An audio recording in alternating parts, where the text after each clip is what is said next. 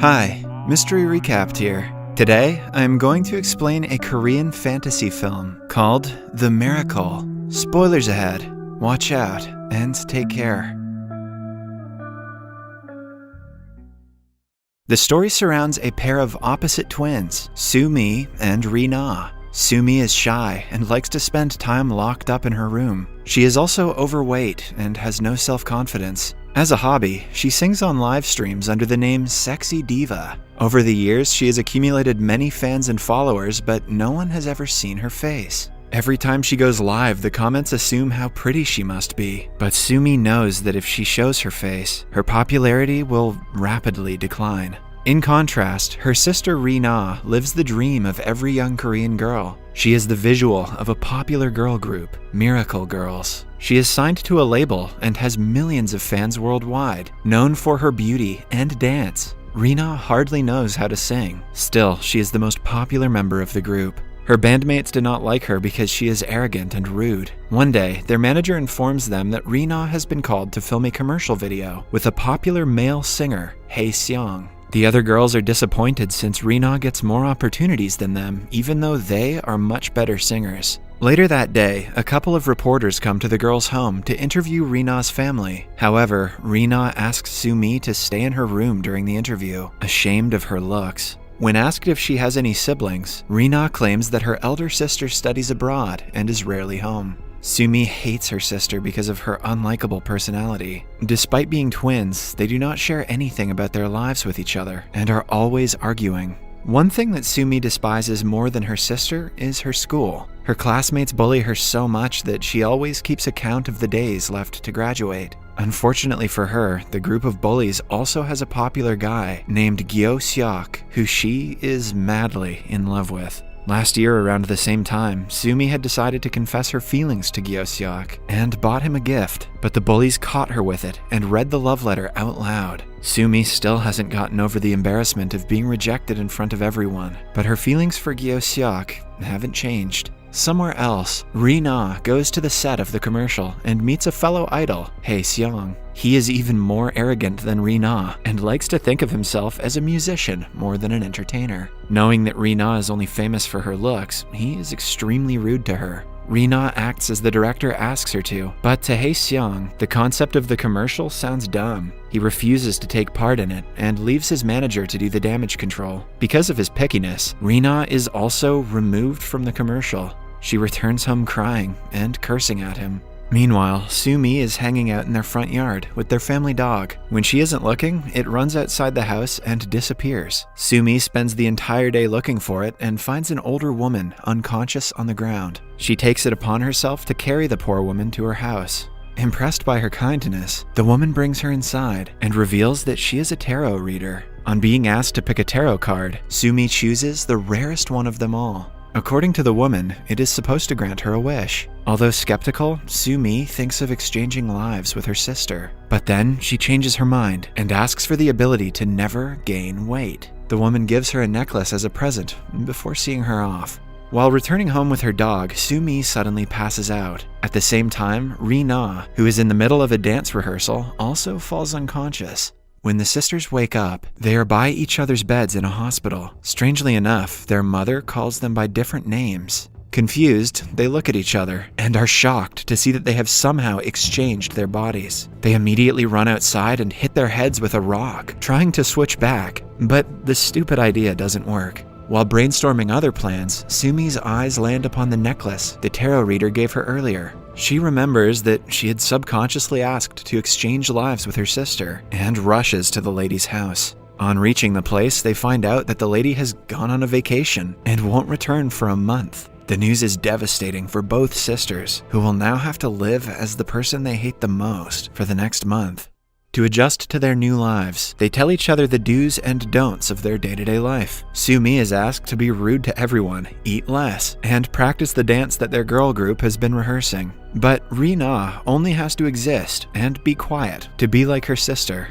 The following day, they wear each other's clothes, exchange phones, and get ready for the day. Rina goes to school, eating a box of snacks she would have never eaten in her previous body. She is not worried about being switched and considers it as a free 1-month vacation from her usually busy lifestyle. That is, until a group of bullies stops her. Gyo-seok snatches the box and makes fun of her for liking him. Rina wants to teach them all a lesson, but remembers that Sumi would never do something like that and keeps quiet. Meanwhile, Sumi goes to the company for a final rehearsal of their comeback show. Being the most popular one in the group, she is given the prettiest clothes and first priority. However, when it is time to perform, she gets nervous and messes up the dance. Hae-seong, who is watching the performance, laughs at her lack of talent. After the rehearsals, they will have to perform live. Nervousness gets the best of Sumi, and she breaks down crying in the bathroom. She holds the necklace and wishes to do her best in the final performance. Lo and behold, when she finally has to perform, she doesn't forget a single step. However, the main vocalist and her rival forget the lyrics in the middle of the live broadcast. To help her, Sumi sings in her place and steals the show. Even Hae-seong is surprised to hear her actually sing well. After the show, she accidentally falls into his arms. Unlike Rina, Sumi is mesmerized by his beauty. He puts her down before going to the stage and performing a song, while Sumi stares at him in endearment. At home, Rina is mad that Sumi sang well, because after going back to her body, people will expect her to do the same. Sumi promises to do her worst the next time, but then Hae-seong texts her, asking her to record a duet with him. Rina remembers him being arrogant the last time, and wants Sumi to do her best and teach him a lesson. At school, Rina discovers Sumi's journal and reads it. She soon finds out what her sister goes through on a daily basis due to the bullies. The next time she bumps into them, she makes sure to insult one of the girl's makeup. When the girl tries to slap her, Rina restricts her hand, surprising everyone. Gyo-seok comes forward to humiliate her for liking him for the 100th time, but Rina, in turn, calls him ugly and walks away. He is left stunned by the sudden personality change, and even finds it attractive. Humans are so weird. At the same time, in the company, Hae-seong texts Sumi to come to the rooftop. He apologizes for being rude to her during the commercial, and discusses what song they should duet. They seem to have similar taste in music, which makes it easier to choose. In the end, Hae-seong pulls her into an embrace, asking her out on a date. In the following scene, the couple is in the studio, mixing and recording the song. While listening to the end result, they end up kissing. At home, the sisters sit down to talk about their day. Since both of them did things the other one wouldn't approve of, they lie to each other. Rina is distressed that they still have 15 days to switch their bodies, but Sumi has started falling in love with Hae-seong and doesn't feel like changing. Before going to sleep, she wishes that the tarot reader never comes back from vacation.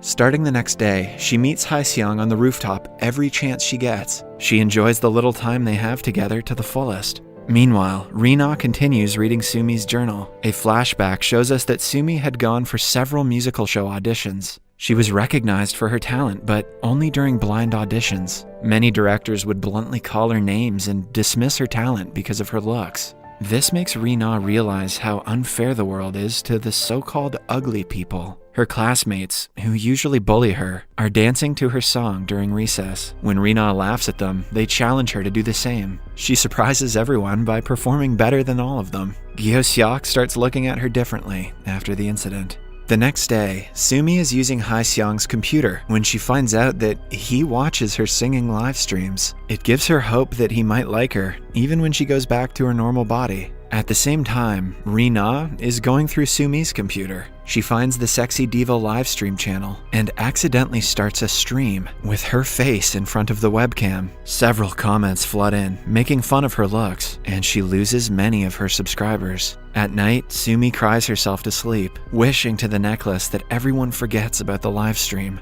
The following morning, the livestream is gone, and no one is talking about it, almost as if it never existed. Even Rina doesn't remember going live. Sumi figures out that the necklace is not ordinary. It has been granting all of her wishes until now. Throughout the day, she tests the power of the necklace, and the wish comes true every time. But she also realizes that every time she is granted a wish, someone in her life suffers the consequences. Like when she asks for the food of her choice. Hae-seong's new song is accused of plagiarism. How the hell did she connect the dots on that one? Similarly, when he messes up a live performance, she wishes for him to pick it right up. The wish is granted, but a crew member is severely injured as a result. The next day, Gyeosyeok locks himself in a studio, saddened by the plagiarism scandal. Soo-mi goes to meet him, and the two finish recording their duet song together. In the following scene, Rina is excited because the 30 days are finally over. The sisters go to the tarot reader's house but see that she still has not returned. Soo-mi thinks that it's because she once unknowingly wished for her never to return. She yet again makes a wish, this time for the reader to be back soon.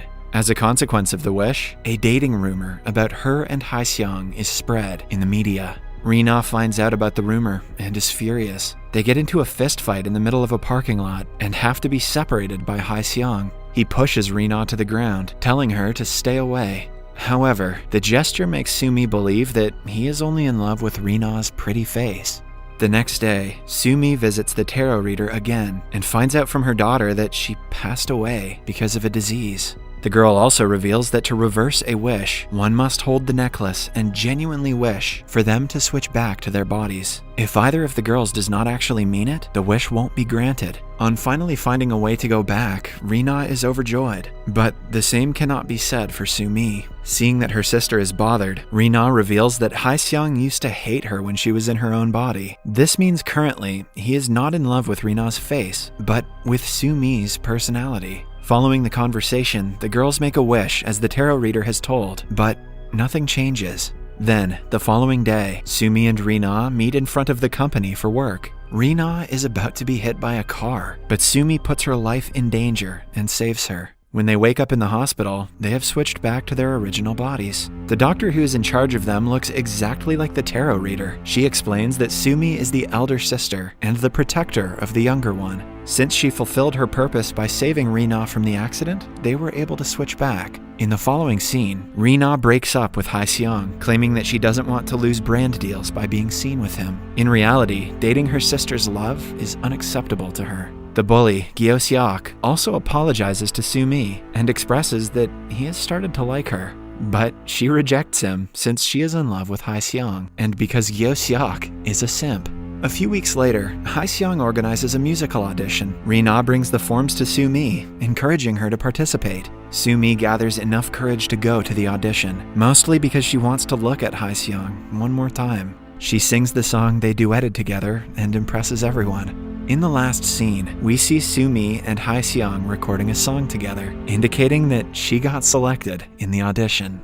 Note that we never heard about the Sexy Diva livestream again, so I'd say the moral of this story is to ignore toxic internet comments. Subscribe for more videos like this, turn on the notifications, and leave a like to help the channel out. Thank you for watching.